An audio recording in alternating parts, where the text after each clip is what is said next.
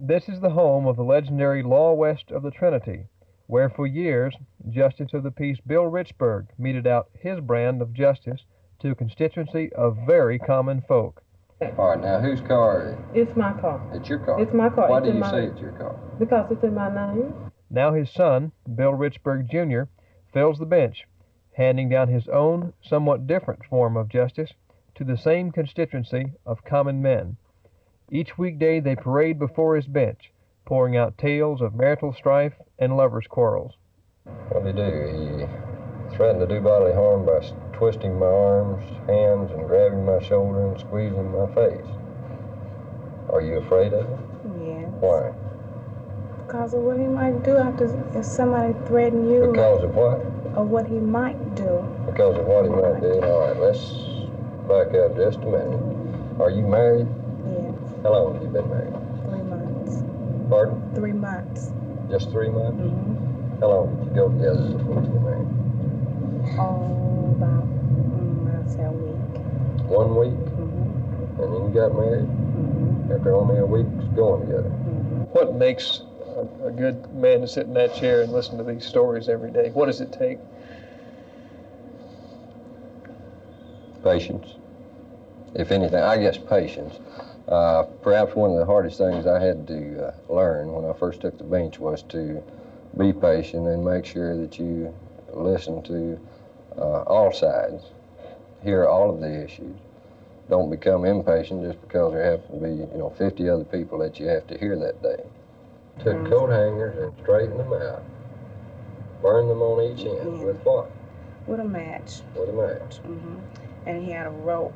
So I don't know what he was going to do to me. I was real afraid. And when he finally, after he had, calmed down and everything, well, he agreed, to let me go. I hope I never get to the point that I'm cynical. I do feel compassion. I'll say this, that I learned quickly that you cannot take it home with you. In your presence, I'd like for you to send me, give him this box. This is the remaining of the wedding rings. He threw the other part away, and the rings aren't paid for. And I just want I'm going to give them back to him. The parts. Do you want to accept the wedding ring? I mean, I don't want him He to can take that ring No. and go Because with China I don't with want it. him bothering me anymore, because his mind keeps clicking. You never know where he's coming from or what he's thinking about. All right, you hold on to the rings. You don't want the rings? You don't want the rings? All right, let me ask you this. Are they paid for?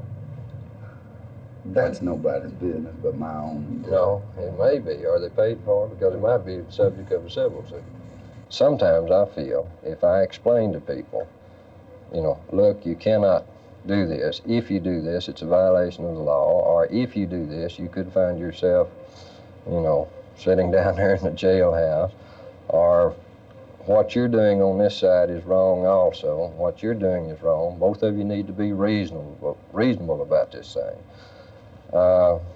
Then I feel I might have accomplished something. If I get through to, 50% of them or 25% of them.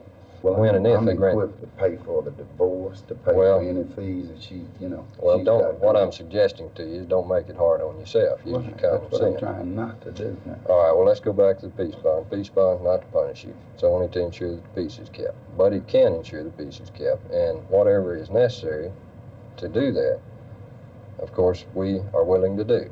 Well, you just try, because you never know. Well, if you need help, now perhaps we can come in and help you, but I don't think you like the way that we have to help you. Yes, well, I'm saying I understand everything. I'm All not right. angry with anybody. I wasn't angry All right. then. I, All right. was just going for a bunch of games. Okay. All right. Then each of you go your separate ways until such time as you finally decide, or the judge finally signs a decree down there saying you are divorced, or until such time as you decide to go back together, whichever it is. If you have a 17-year-old girl come to you who's shacked up with some guy, they're not married, and she has 2 illegitimate children, one by one father and one by another, do you get the feeling that you would like to deliver a moral sermon of some sort? I have a compulsion to do so, I'm afraid. In fact, I often do. Because you weren't married, and yet it's your child. Okay, and you admit that it's your child. Yeah. Okay, what is the name of the child? Elizabeth Liddell Porter. Elizabeth what? Liddell. Porter?